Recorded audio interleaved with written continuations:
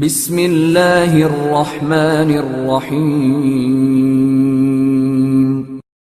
السلام علیکم دوستو، آپ دیکھ رہے ہیں منا بھائی ٹی وی اور میں ہوں آپ کا ہوسٹ ذیشان۔ دوستو، منا بھائی کی شدید علالت اور انتقال کی وجہ سے ہمارے اس کہانی سلسلے سرفروش میں کافی وقفہ آ گیا تھا، لیکن آج سے انشاءاللہ ہم آپ کے لیے سرفروش یا کہانی سلسلہ دوبارہ شروع کر رہے ہیں اور ساتھ ہی منا بھائی ٹی وی پر دوسری ویڈیوز بھی اپلوڈ کرتے رہیں گے۔ میں الٹے ہاتھ میں لیمپ اور سیدھے ہاتھ میں ریوالور تھامے اس کمرے میں واپس آیا جس میں دونوں بدماش بند تھے۔ میں کنڈی کھول کر اندر داخل ہونے سے پہلے تسلی کر لینا چاہتا تھا کہ کمرے کے اندر کی صورتحال جوں کی توں ہے، یعنی دونوں لٹیرے بدستور سوئے ہوئے ہیں۔ یہ خدشہ بے بنیاد نہیں تھا کہ امردیپ والے کمرے کے دروازے پر دستکوں اور ہماری باتوں کی آواز سے ان دونوں کی نیند اچٹ گئی ہو۔ یہ درست ہے کہ اگر ایسا ہوتا تو وہ آپس میں باتیں ضرور کرتے جو یقیناً میرے کانوں تک پہنچ جاتی، لیکن میں کوئی خطرہ مول لینا نہیں چاہتا تھا۔ میں نے بند دروازے سے کان لگا کر ان کی سن گن لینا چاہی، مجھے کوئی معمولی سی بھی آواز سنائی نہ دی۔ میں نے حقیقت پسندی سے صورتحال کا تجزیہ کیا۔ میرے پاس ہتھیار ہیں جبکہ میرے حریف نہتے ہیں، لیکن انہیں مجھ پر عددی برتری حاصل ہے۔ اگر یہ دونوں ہٹے کٹے بدماش بیک وقت مجھ پر ٹوٹ پڑے تو مجھے شاید گولی چلانے کا موقع ہی نہ مل پائے۔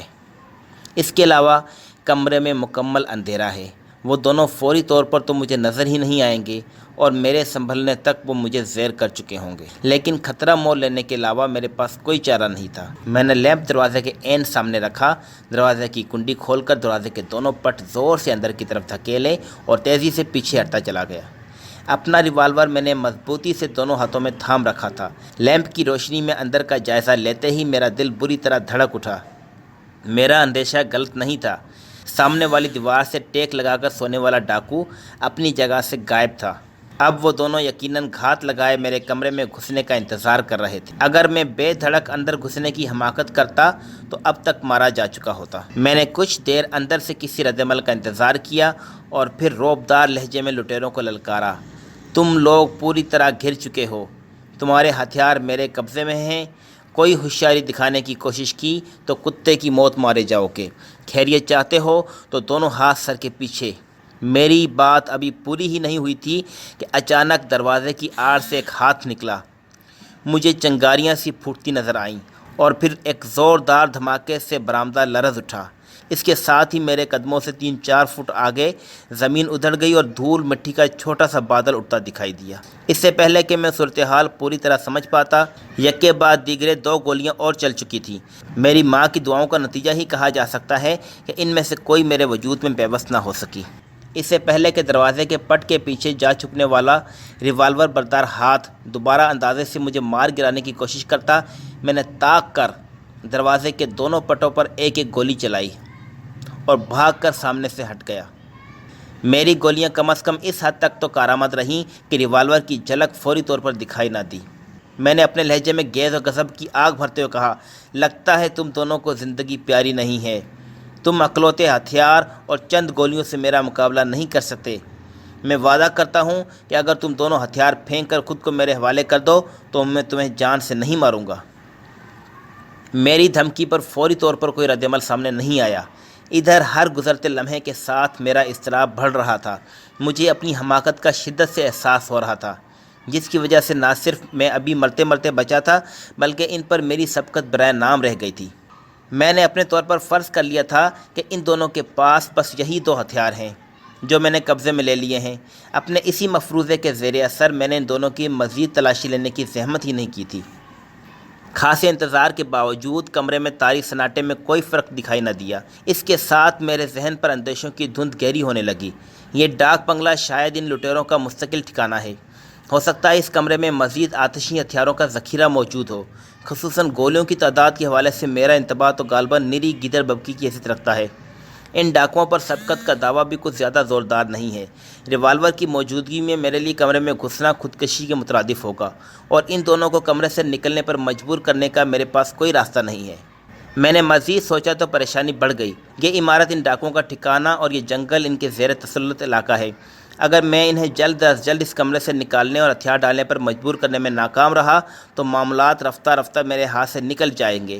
ہو سکتا ہے فائرنگ کی آواز سن کر آس پاس کہیں موجود مزید ڈاکو بھی اس طرف آ جائیں۔ میں اکیلا کیسے ان گنت ڈاکوؤں سے مقابلہ کر پاؤں گا؟ میرے پاس زیادہ مہلت نہیں ہے۔ اچانک میرے ذہن میں ایک خیال آیا، میں ان ڈاکوؤں کی کم از کم عددی برتری تو ختم کر سکتا ہوں۔ میں نے نشانہ تاک کر ڈاکوؤں کی پناہ گاہ بنے کمرے کے فرش پر ایک گولی چلائی اور بجلی کی سی تیزی سے اس کمرے کے دروازے کی طرف بڑھا جس میں امردیپ اور مانو قید تھے۔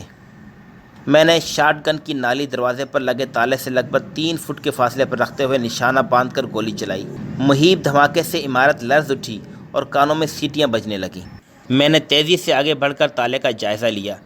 مجھے یہ دیکھ کر مایوسی ہوئی کہ انتہائی قریب سے 12 بور کے کارتوس کا نشانہ بننے کے باوجود تالے کا کچھ نہیں بگڑا ہے، لیکن پھر میری نظریں زنجیر والی کنڈی کے دروازے میں پیوست جوڑ پر پڑی جو چھروں کی بوچھار سے ضرب کھا کر اندر کی طرف دھنس گیا تھا۔ اس کے ارد گرد کی لکڑی بھی ٹوٹ پھوٹ گئی تھی۔ میں نے کنڈی کی زنجیر کو پکڑ کر زور سے جھٹکا دیا تو وہ اس جوڑ کے پاس سے اکھڑ گئی اور دروازے کا پٹ اندر کی طرف کھلتا چلا گیا۔ میں نے ایک دروازے کا دوسرا پٹ بھی اندر دھکیلا اور دھیمے لہجے میں آواز لگائی، امردیپ بھائیا، باہر آ جاؤ، مجھے آپ کی مدد چاہیے۔ میری بات سمجھنے میں امردیپ کو محض ایک لمحہ لگا اور وہ مانو کو گود میں اٹھائے کمرے سے باہر آ گیا۔ بچہ اس وقت خاصا سہما ہوا دکھائی دے رہا تھا۔ میں نے امردیپ کو کہا، مانو کو آپ فی الحال اس کونے میں کھڑا کر دیں اور یہ بندوق پکڑ لیں۔ امردیپ نے شاٹ گن تھامتے ہوئے پوچھا، مجھے بتاؤ تو صحیح بھائی کہ یہ کیا ہو رہا ہے؟ میں نے کہا، فی الحال بس اتنا سمجھ لیں کہ وہ دونوں بدماش اس کمرے میں ہیں اور ان کے پاس کم از کم ایک ریوالور موجود ہے۔ امردیپ نے میری بات غور سے سنی اور پھر کہا، ہمارے پاس کتنے ہتھیار اور ایمونیشن ہیں؟ میں نے ہونٹوں پر انگلی رکھ کر اسے خاموش رہنے کو کہا۔ میں اپنے پاس موجود اسلحے کی تعداد اور مقدار اندر موجود ڈاکوؤں کے علم میں کیسے لا سکتا تھا؟ تبھی مجھے اپنی ایک اور حماقت کا ادراک ہوا۔ میں نہایت بے تکلفی سے اپنے ریوالور کی امردیپ کے سامنے نمائش کر رہا تھا، حالانکہ مجھے اپنے پاس موجود ہتھیار کی موجودگی ہر قیمت پر اس سے پوشیدہ رکھنی تھی۔ میں نے بادل نخواستہ اشاروں سے امردیپ کو بتایا کہ ہمارے پاس 2 چھوٹے ہتھیار اور یہ شاٹ گن ہے جس کی ایک نال خالی ہو چکی ہے۔ میں نے سرگوشی میں امردیپ کو آگے کا لاہ عمل بتایا اور تیزی سے دوڑتا ہوا ڈاکوؤں والے کمرے کے کھلے دروازے کے سامنے سے گزر کر دوسری طرف چلا گیا۔ اس دوران کمرے میں محصور ڈاکوؤں کی طرف سے کوئی رد عمل سامنے نہیں آیا تھا۔ شاید وہ اندازہ لگانے میں ناکام رہے تھے کہ باہر کیا ہو رہا ہے۔ ممکن ہے انہوں نے شاٹ گن کے فائر کو بھی اپنے لیے انتباہ سمجھا ہو۔ اگر وہ یہ جان جاتے کہ میں دروازے کے آگے سے ہٹ چکا ہوں تو یقیناً موقع سے فائدہ اٹھا کر وہ دروازہ بند کر لیتے۔ مناسب موقع تھا کہ ان بدبختوں کو چونکا دیا جاتا۔ اچانک برآمدے میں امردیپ کی بھاری بھرکم گرجدار للکار گونجی، سردار امردیپ سنگھ پر ہاتھ ڈال کر آج تم لوگوں نے اپنی زندگی کی سب سے بڑی غلطی کی ہے۔ اگر زندہ رہنا چاہتے ہو تو بندوق باہر پھینک دو اور دونوں ہاتھ سر پر رکھ کر باہر آ جاؤ۔ مجھے لگا کہ امردیپ کے انتباہ نے کمرے میں کچھ نہ کچھ کھلبلی ضرور مچائی ہے۔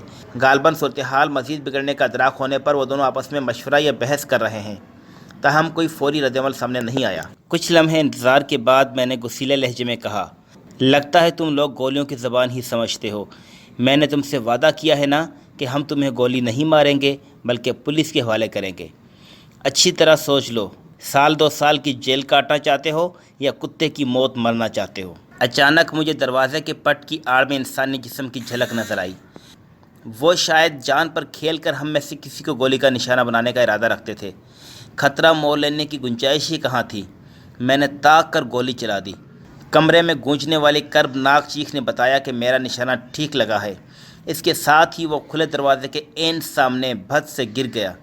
میں نے دیکھا وہ نسبتاً کم عمر والا ڈاکو تھا اور میری چلائی ہوئی گولی اس کی پیشانی میں چھید بنا چکی تھی۔ پہلی نظر میں ہی دیکھا جا سکتا تھا کہ وہ ہلاک ہو گیا ہے۔ میں مزید گولیاں چلانے کے لیے بالکل تیار تھا، لیکن پہلے ڈاکو کے گولی کھا کر گرنے کے ساتھ ہی کمرے کے اندر کی صورتحال میں انقلابی تبدیلی رونما ہو چکی تھی۔ میں نے کسی کے درد بھرے انداز میں چیخنے چلانے کی آواز سنی اور پھر بڑی عمر والا ڈاکو بھی دروازے کے سامنے آ گیا۔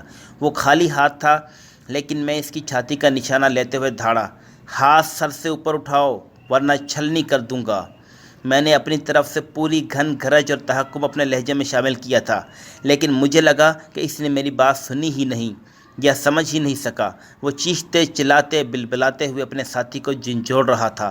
اس کے منہ سے بار بار ایک ہی فریاد نکل رہی تھی، میرا ویر، میرا ویر۔ اس کی حالت دیکھ کر میرے دل کو دھچکا لگا اور میرا ریوالور والا ہاتھ جھکنے لگا۔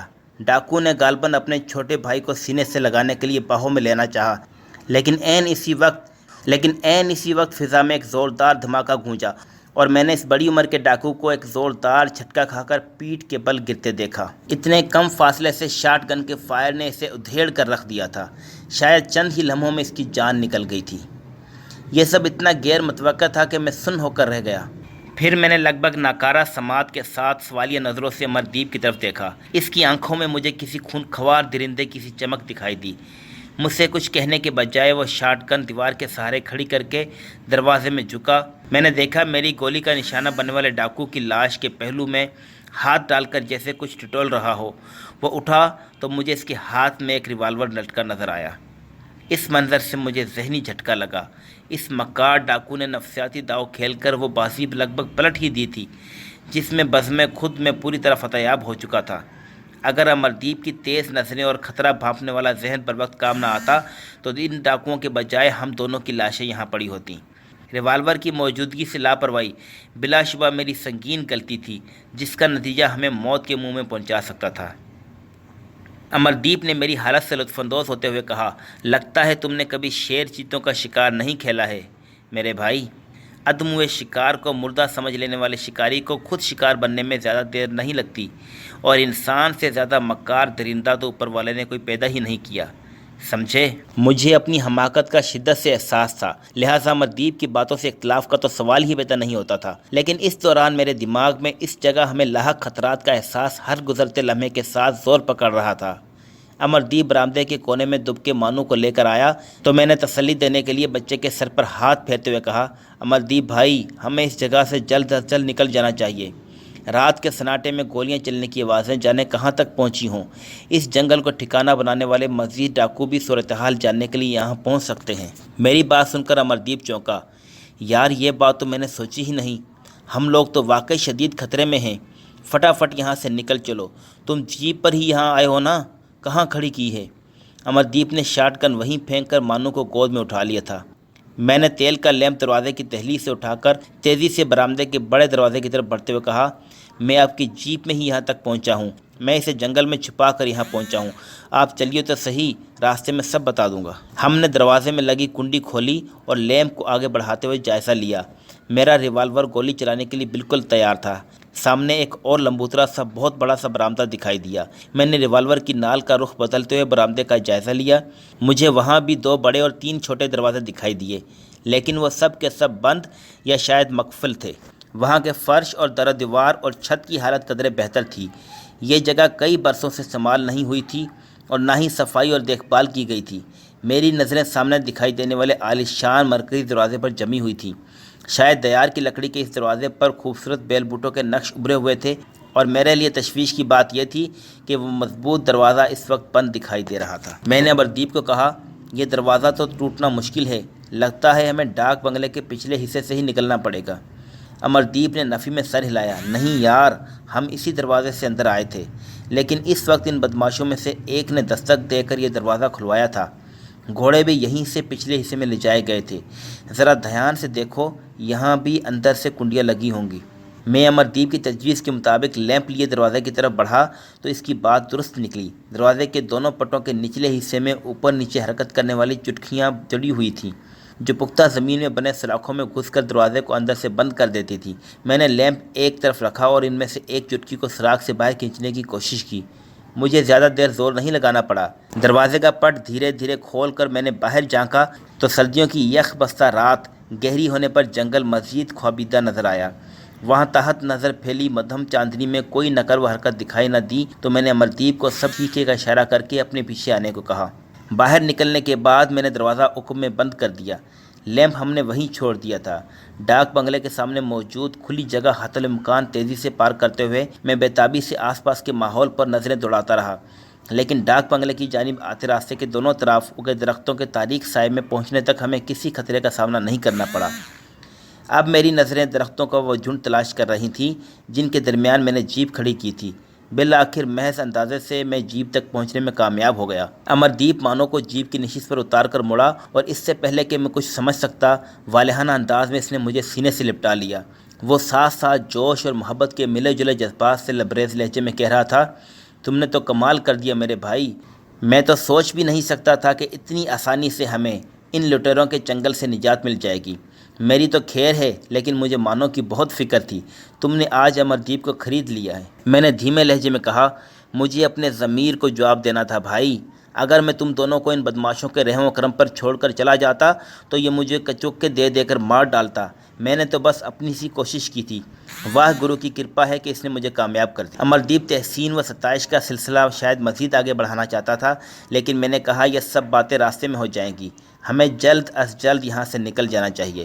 اس نے میری تائید کی، وہ جیپ خود چلانا چاہتا تھا، لیکن میں نے یہ کہتے ہوئے اسٹیئرنگ سنبھال لیا کہ میں واپسی کے راستوں سے بہتر آشنا ہوں، کیونکہ کچھ ہی دیر پہلے یہاں سے گزرا ہوں۔ میں نے جیپ واپسی کے کچے راستے پر گھمائی اور حتی الامکان تیزی سے بھگانے لگا۔ میرا ریوالور میری گود میں پڑا ہوا تھا، جبکہ ڈاکوؤں سے ہتھیایا ہوا جرمن ساختہ پستول امردیپ نے سنبھال رکھا تھا۔ میری نظریں بار بار پیچھے کا عکس دکھانے والے شیشوں کا جائزہ لے رہی تھیں، جبکہ امردیپ بھی عقابی نظروں سے ہمارے دونوں طرف بھاگتے درختوں پر نظریں دوڑا رہا تھا۔ نہر کا پل پار کر کے میں نے جیپ بائیں طرف نیم پختہ اور ناہموار سڑک پر موڑ دی۔ کچھ ہی دیر بعد ہم گردیال پور گاؤں کے سامنے سے گزرے۔ امردیپ کو گہری نظروں سے جائزہ لیتے دیکھ کر میں نے بتایا کہ یہی گردیال پور گاؤں ہے جس کے نام سے یہ جنگل مشہور ہے۔ اس نے کہا، میں نے اس جنگل کا نام پہلے بھی اپنے کسی جاننے والے سے سنا ہے، میں پنجاب کے بیشتر علاقوں کا سفر کر چکا ہوں، لیکن اتفاق کی بات ہے کہ کبھی اس طرف آنا نہیں ہوا۔ میں نے ماحول کا تناؤ کچھ کم کرنے کے لیے شرارتی لہجے میں کہا، آپ کو تو مہمان خصوصی بن کر یہاں آنا تھا نا امردیپ بھائی، امید ہے آپ کی اچھی خاصی مدارت کی ہوگی انہوں نے۔ میں نے ماحول کا تناؤ کچھ کم کرنے کے لیے شرارتی لہجے میں کہا، آپ کو تو مہمان خصوصی بنا کر یہاں لایا گیا تھا امردیپ بھائی، امید ہے آپ کی اچھی خاطر مدارت کی ہوگی انہوں نے۔ اب میری بات سن کر امردیپ نے کہکا لگایا اور کہا، میری میزبانی کچھ زیادہ ہی مہنگی پڑ گئی ان بیچاروں کو، دولت کمانے کا سوچا تھا، موت گلے پڑ گئی، اگلے جہاں میں یاد کریں گے کن مہمانوں سے پالا پڑا تھا۔ میں نے بھی جواباً کہکا لگایا اور اپنا ریوالور تھپتھپاتے ہوئے کہا، مزے کی بات یہ ہے کہ اپنے ہی ہتھیاروں سے نرک میں جانا ان کا مقدر تھا، میں تو واہ گرو کے آسرے پر خالی ہاتھ ان کے پیچھے چل پڑا تھا۔ مجھے تو یہ بھی اندازہ نہیں تھا کہ یہ منحوس گردیال پور جنگل ہے کدھر۔ امردیپ نے چونک کر پوچھا، تو پھر تم کیسے یہاں پہنچے؟ میں نے آج شام سے اب تک کی ساری ہنگامہ خیزیاں امردیپ کو تفصیل سے لیکن مختصراً اور جامع انداز میں سنائیں۔ وہ کہیں حیران دکھائی دیا تو کہیں پریشان۔ مجھے لگا کہ اسے میری باتوں پر پورا یقین کرنے میں مشکل ہو رہی ہے۔ بالآخر میری داستان مکمل ہوئی تو اس نے گہری سانس لے کر کہا، یار سچ بتاؤں، اگر میں یہ سب اپنی آنکھوں سے نہ دیکھ چکا ہوتا تو کہتا کہ تم خواہ مخواہ کی داستان ترازی نہ کرو، لیکن یہ سب واقعی حیران کن ہے۔ میں نے کہا، چلیں شکر ہے آپ کو یقین تو آ گیا، اب یہ بتائیں کہ آگے کا کیا ارادہ ہے؟ اس نے حیرت آمیز لہجے میں پوچھا، کیسا ارادہ؟ میں نے اپنے دل میں پنپتے اندیشوں کو دباتے ہوئے کہا، نتھیرا قصبہ آنے والا ہے، چوپڑ کھیلنے والے دیہاتیوں نے بتایا تھا کہ علاقے کی پولیس چوکی اسی قصبے میں ہے، کیا پولیس کو اس سارے معاملے کی اطلاع نہیں دیں گے؟ میری بات سن کر امردیپ نے طنزیہ سا کہکا لگایا، بھائی ان پولیس والوں کو ڈاکوؤں اور لٹیروں سے کیا لینا دینا ہے؟ یہی بہت ہے کہ وہ انہیں اٹھا کر نہیں لے جاتے۔ میں شرط لگا کر کہتا ہوں کہ اگر ہم پولیس چوکی جا کر یہ ساری کہانی سنا بھی دیں تو کم از کم آج رات تو وہاں کا رخ کرنے کی ہمت نہیں کریں گے۔ میں نے اس کی بات کی پرزور تائید کی۔ اس نے نتھیرا قصبے کی طرف جانے والے راستے کی طرف دیکھتے ہوئے بات آگے بڑھائی، باقی جہاں تک انصاف و قانون کی بات ہے، ٹھیک ہے، انگریزوں کے ملک میں پولیس اور عدالت کی بہت چلتی تھی، لیکن یہ سب تو جنگل کی کہانی ہے، اور یہ تو تم جانتے ہی ہو کہ جنگل میں جنگل کا ہی قانون چلتا ہے۔ ویسے بھی واہ گرو سے بڑا عادل اور منصف کون ہوگا؟ اس نے ہاتھوں ہاتھ ان بدماشوں کو ان کے کرتوتوں کی سزا دے دی۔ ٹھیک ہے، ہم قانونی کارروائی میں بالآخر حق بجانب ٹھہریں گے، لیکن ہمیں اس بکھیڑے کو خواہ مخواہ اپنے گلے میں ڈالنے کی کیا ضرورت ہے؟ آگے کسی مناسب جگہ یہ دونوں ہتھیار پھینک دیں گے، اس کے بعد ہمارا اس سارے قصے سے کوئی تعلق نہیں رہے گا۔ میں نے اس کی بات سن کر اطمینان کا سانس لیا۔ پولیس کا سامنا کرنے کا تصور ہی میرے لیے پریشان کن تھا، اور کسی مقدمے بازی میں پڑنے کا تو میں سرے سے متحمل ہی نہیں ہو سکتا تھا۔ بادشاہ پور پہنچنے پر امردیپ نے اصرار کر کے ڈرائیونگ سیٹ خود سنبھال لی۔ اس کا کہنا تھا کہ وہ پوری طرح تازہ دم ہے اور یہاں سے آگے کا راستہ اسے پوری طرح ازبر ہے، مانو اب میری گود میں آ چکا تھا۔ اس پر طاری خوف اب دور ہو چکا تھا۔ اور اب وہ میرے بازو سے سر ٹکائے اونگ رہا تھا۔ بادشاہ پور پہنچنے پر امردیپ نے اصرار کر کے ڈرائیونگ سیٹ خود سنبھال لی۔ اس کا کہنا تھا کہ وہ پوری طرح تازہ دم ہے اور یہاں سے آگے کا راستہ اسے پوری طرح ازبر ہے، مانو اب میری گود میں آ چکا تھا۔ اس پر طاری خوف اب دور ہو چکا تھا اور اب وہ میرے بازو سے سر ٹکائے اونگ رہا تھا۔ امردیپ نے بادشاہ پور کے وسط میں بنے چوراہے سے جیپ بائیں طرف جانے والی خاصی بڑی سڑک پر موڑ لی۔ اس کے ساتھ ہی ہمارا سفر نسبتاً آرام دہ اور تیز رفتار ہو گیا۔ ہم 1 میل کے قریب فاصلہ طے کر کے ایک بڑی نہر کے پل پر پہنچے تو امردیپ نے جیپ پل کی منڈیر کے قریب روک دی۔ میں نے اس کی منشا سمجھتے ہوئے اس سے پستول لے کر نہر میں پھینک دیا۔ البتہ اپنا ریوالور میں نے واسکٹ کی جیب میں منتقل کرنے پر اکتفا کیا۔ امردیپ نے مجھ سے اس بارے میں کوئی سوال نہیں کیا۔ اس دوران میں مانو گہری نیند سو چکا تھا۔ ہم نے جیپ ایک جگہ ٹھہرا کر اسے جیپ کے عقبی حصوں میں رکھے کملوں کے بستر پر سلا دیا۔ امردیپ غالباً اسی معاملے کو ذہن میں دہرا رہا تھا۔ میں اس سے سوچوں میں ڈوبا دیکھ کر خود بھی خیالوں میں کھو گیا۔ حقیقت یہ ہے کہ مجھے خود بھی یقین نہیں آ رہا تھا کہ میں اتنی خطرناک آزمائش میں کسی گزند کے بغیر سرخرو ہو چکا ہوں۔ میں نے امردیپ سے غلط بیانی نہیں کی تھی۔ میں تو کامیابی یا ناکامی کے امکانات سے بے نیاز ہو کر امردیپ اور مانو کو چھڑانے کی ایسی جنگ میں کود پڑا تھا جس میں فتح محض سہانا سپنا لگ رہی تھی۔ یوں کہہ لے کہ یہ میری یہ کامیابی عقل نہیں، ضد اور ہٹ درمی کی جیت تھی، اور ایسی غیر متوقع کامیابی پر اللہ رب العزت کا میں جتنا بھی شکر ادا کرتا کم تھا۔ اچانک میرے ذہن میں ایک بھولی بسری بات چمکی۔ میں نے امردیپ کو مخاطب کیا، آپ نے بتایا ہے کہ ڈاک بنگلے کا مرکزی دروازہ کسی نے اندر سے کھولا تھا۔ اس کا مطلب ہے کوئی تیسرا بدماش بھی اس گروہ کا حصہ ہے، لیکن اب وہاں ہمیں نہیں ملا۔ کیا آپ نے اسے دیکھا تھا؟ میری بات غور سے سن کر امردیپ چونکا۔ ارے اس طرف تو میرا دھیان ہی نہیں گیا۔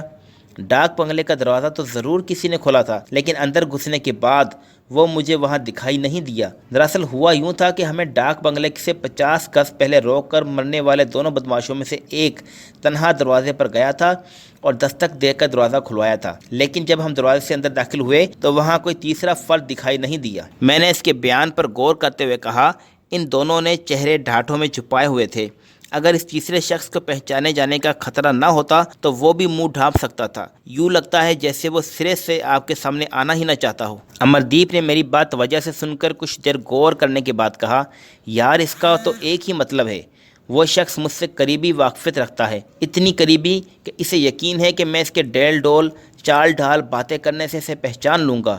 میں نے کہا، میں بھی اسی نتیجے پر پہنچا ہوں۔ آپ کے ساتھ ہونے والی اس واردات میں یہ بات تو پہلے ہی کھل کر سامنے آ چکی ہے کہ ڈاکو آپ کے پٹیالے جانے کے مقصد حتیٰ کہ وہاں وصول ہونے والی رقم کی متوقع مالیت سے بھی بخوبی واقف تھے۔ یہی نہیں، آپ کے گھر اور گھر والوں کے معاملات سے بھی خاصی واقفیت انہیں۔ اب یہ آپ کو سوچنا ہے کہ ایسی اندر کی معلومات ڈاکوؤں کے اس گروہ تک کون پہنچا سکتا ہے، بلکہ مجھے تو یوں لگ رہا ہے جیسے وہ شخص اس گروہ کا مستقل حصہ ہے۔ میری بات سن کر امردیپ کسی گہری سوچ میں ڈوب گیا۔ کچھ سوچ کر میں نے اسے آج شام ہی اپنے ذہن میں جنم لینے والے ایک سنگین خطرے سے آگاہ کرنا مناسب سمجھا۔ امردیپ بھائی، آپ اور مانو ڈاکوؤں سے چھڑانے کی کوشش میں پوشیدہ ممکنہ خطروں کا مجھے بخوبی احساس تھا۔ مجھے یہ بھی پتا ہے کہ واحد گروہ کی کرپا سے 10-20 ہزار روپیوں کی بلی چڑھانے سے آپ کے خاندان کا کچھ نہیں بگڑے گا، لیکن پھر ایک خیال نے مجھے پریشان کر دیا۔ امردیپ نے تعجب بھرے لہجے میں پوچھا، کیسا خیال بہادر بھائی؟ میں نے بتایا، میں نے سوچا کہ یہ ڈاکو آپ سے اپنی شکل اور شناخت چھپانے کی ہر ممکن کوشش کر رہے ہیں۔ عین ممکن ہے صحیح یا غلط انہیں یہ خدشہ محسوس ہو کہ آپ نے انہیں پہچان لیا ہے۔ ایسے میں کہیں تاوان وصول ہونے کے باوجود وہ اپنے لیے ایک مستقل خطرہ سمجھ کر آپ کو جان سے نہ مار ڈالیں، بلکہ یہ بھی ممکن ہے کہ وہ رقم وصول کرنے کے بعد مجھے بھی قتل کرنے کا ارادہ رکھتے ہوں۔ اگر آپ واقعی ان کے ساتھی کو قریب سے جانتے ہیں تو میرا یہ اندیشہ بے بنیاد نہیں۔ میری بات نے یقیناً امردیپ پر گہرا اثر کیا تھا۔ وہ مجھے پوری طرح قائل دکھائی دیا۔ وہ بولا تو اس کی آواز میں مجھے ایک عجیب سی گھن گرج سنائی دی۔ تم نے بالکل درست اندازہ لگایا ہے چھوٹے بھائی، کوئی گھر کا بھیدی ہماری آستین کا سانپ ان ڈاکوؤں کے ساتھ شامل ہے۔ اگر تم جان کی بازی لگا کر ہمیں آزاد نہ کرواتے تو بھاری مال ادا کرنے کے باوجود میرے گھر والوں کو ہماری لاشیں ہی ہاتھ آنی تھیں۔ تمہاری یہ مہربانی میرا خاندان کبھی نہیں بھولے گا۔ میں نے کہا، بھائی مجھے شرمندہ کرنے کے بجائے اس تیسرے بدماش کو تلاش کرنے اور اس کی گردن دبوچنے کی فکر کرو، ورنہ وہ دوبارہ وار کرنے کا موقع ظاہر نہیں کرے گا اور ہو سکتا ہے اس بار وہ اپنے ناپاک مقصد میں کامیاب ہو جائے۔ امردیپ نے میری بھرپور تائید کی۔ بادشاہ پور سے مزید 2 گھنٹے کا سفر طے کر کے ہم رات کے دوسرے پہر کے آخر میں امردیپ کی خاندانی حویلی پہنچے۔ وہاں سارے خاندان کو پریشانی اور تشویش کے عالم میں منتظر پایا۔ ہم کتنی بھی دیر سے پٹیالے سے روانہ ہوتے، زیادہ سے زیادہ رات 9-10 بجے تک ہمیں گھر پہنچ جانا چاہیے تھا۔ عمدہ انجن والی کسی جیپ کے لیے 40 میل کا فاصلہ کیا حیثیت رکھتا ہے۔ سردیوں کی وجہ سے باقی گھر والوں نے تو وقت پر کھانا کھا لیا تھا، لیکن بشندیپ کی بیوی اپنے لاڈلے کی واپسی کے انتظار میں بھوکھی بیٹھی تھی۔ جب 11 بجے تک بھی ہم گھر واپس نہ پہنچے تو اس نے واویلا شروع کر دیا تھا، اور جب 12 بجے تو باقی گھر والوں کی تشویش بھی شدت اختیار کر گئی تھی۔ امردیپ کے پاس بھاری رقم کی موجودگی اپنی جگہ، لیکن وہ سب جیپ کو پیش آنے والے کسی ممکنہ حادثے کی طرف سے زیادہ فکر مند تھے۔ اندازہ لگایا جا سکتا تھا کہ مزید 1.5-2 گھنٹے اہل خانہ پر کیسی قیامت بن کر گزرے ہوں گے۔ جیپ جیسے ہی حویلی کے پھاٹک سے اندر داخل ہوئی، پریشانی کے عالم میں احاطے میں ٹہلتا بشندیپ خوشی سے چیخ پڑا، امردیپ بھائیا، واہ گرو کا دھنیواد، آپ لوگ آ گئے، ہم سب کی جان سولی پر اٹکی ہوئی تھی۔ یہ کہہ کر وہ تیزی سے گھر میں چلا گیا، اور اس سے پہلے کہ ہم مانو کو اٹھا کر گھر میں داخل ہوتے، پورا خاندان باہر آ چکا تھا۔ اس دوران میں حویلی کے کئی نوکر بھی وہاں آ گئے تھے۔ برہمدیپ سنگھ اور ان کی گھر والی امردیپ سے لپٹ گئے، اور بشندیپ کی بیوی نے اپنے بچے کو مجھ سے لپک کر اپنے گلے سے لپٹا لیا۔ کچھ دیر بعد مانو دادا دادی اور بھائی بہنوں کی محبتوں کا مرکز بنا ہوا تھا، اور بشندیپ اور امردیپ دوسری طرف سکھوں والی زوردار جھپی ڈالے کھڑے تھے۔ بالآخر میری باری بھی آ گئی، اور بشندیپ نے مجھے گلے لگاتے ہوئے وہی سوال دہرایا جو جانے کتنی بار مختلف انداز میں ہم سے اب تک پوچھا جا چکا تھا، یعنی ہم کہاں رہ گئے تھے؟ سب خیریت تو رہی نا؟ راستے میں جیپ میں کوئی گڑبڑ ہو گئی تھی کیا؟ جبکہ اس دوران ان سب کو ایک ہی جواب ملتا رہا کہ اندر چل کر سب بتا دیں گے۔ جانے امردیپ نے منع کیا تھا یا اس نے خود ہی زبان پر قابو رکھا؟ مانو نے بھی ڈاکوؤں اور اغوا کے بارے میں کچھ نہیں بتایا۔ گھر پہنچنے کے بعد امردیپ نے احتیاطاً سب نوکروں کو سب ٹھیک ہے کا پیغام دے کر ان کے ٹھکانوں پر بھیج دیا، اور پھر گھر والوں کو پورے واقعے سے آگاہ کیا۔ سب کا رد عمل ویسا ہی تھا جس کی توقع کی جا سکتی تھی۔ امردیپ اور بشندیپ نے بچوں کو سختی سے انتباہ کیا کہ یہ سارا واقعہ کسی باہر والے حتیٰ کہ نوکروں کے علم میں بھی نہیں آنا چاہیے۔ پھر بچوں کو سونے کے لیے بھیج کر بڑوں کی محفل جمی، جس میں بے پناہ داد و تحسین اور تشکر سے لادے جانے کے بعد میں نے سب کے سامنے سوال اٹھایا، گھر کے اندرونی معاملات سے انتہائی گہرائی تک واقف وہ کون شخص ہو سکتا ہے؟ میں نے ان سے درخواست کی کہ وہ گہری نظروں سے اپنے ارد گرد موجود افراد پر نظریں دوڑائیں اور اس سوال کا جواب تلاش کریں، کیونکہ اسی میں پورے خاندان کی سلامتی پوشیدہ ہے۔ دوستو، ویڈیو کو لائک کرنا اور چینل کو سبسکرائب کرنا مت بھولیے گا۔ ملتے ہیں جلد ہی ایک نئی ویڈیو کے ساتھ، تب تک کے لیے اپنا خیال رکھیے گا۔ اللہ حافظ۔